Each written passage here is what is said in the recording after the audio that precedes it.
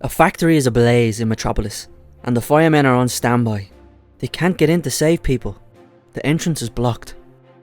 But the Man of Steel might have something to say about that. He removes the blockage and tells the firemen to follow him down. He enters the building and he can hear screaming. He finds some men stuck under a gas tank, but they can't move. Even if he lifts up the tanker, they can't run away. But luckily, another mysterious hero shows up and holds the tanker all by himself. But he's not as strong as Superman. Clark needs to get them people to safety as quick as possible. Hold on for a few seconds, he says. I'll be back. He races upstairs and tells the firemen to go back too. He sets them down and they're safe now. But the firemen are still in danger. The tanker is about to burst. He needs to hurry.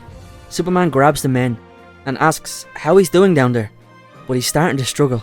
Clark has mere seconds left. The tanker begins spilling all over our mystery man, and it hurts.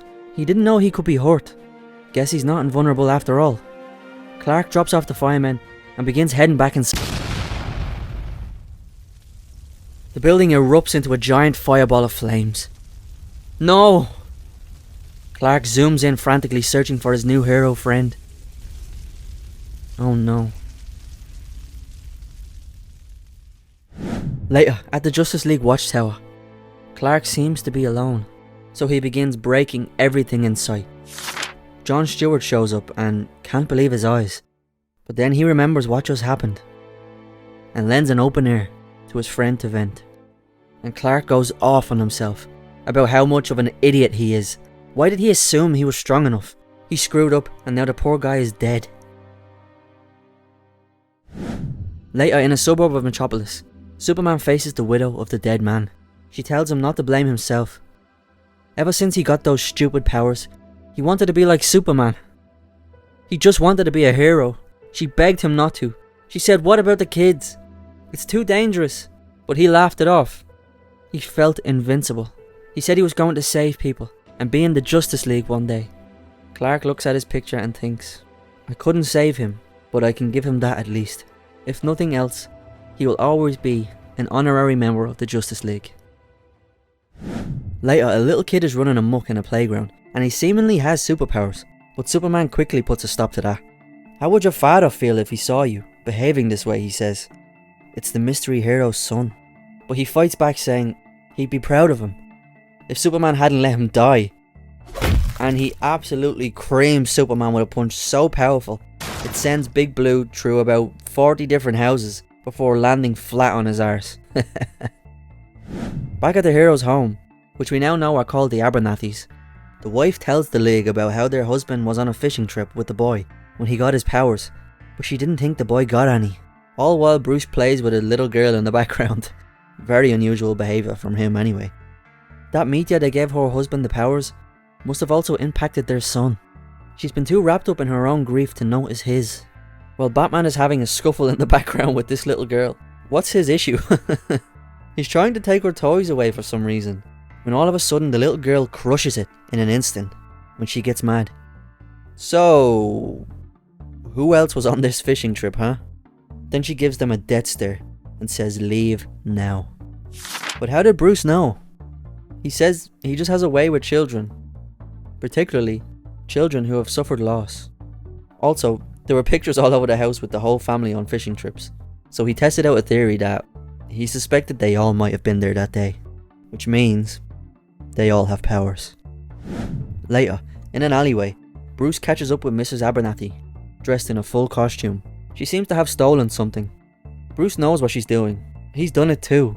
She's investigating who owns the building to get revenge. He tells her to leave it to the professionals, but she goes off on him. Professionals? You're a vigilante, Batman. A little more experience, sure, but what makes you more legally qualified than me? He insists on giving back the stolen goods, but she's not having it. That is until her daughter comes running out from the Batmobile. Bruce kidnapped her daughter.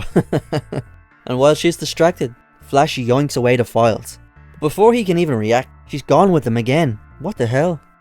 She then tells Batman to run, lasering his car, causing it to explode.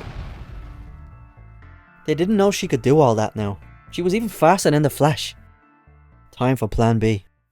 At a large mansion in a nice neighbourhood, the family gather and get ready to get their own justice.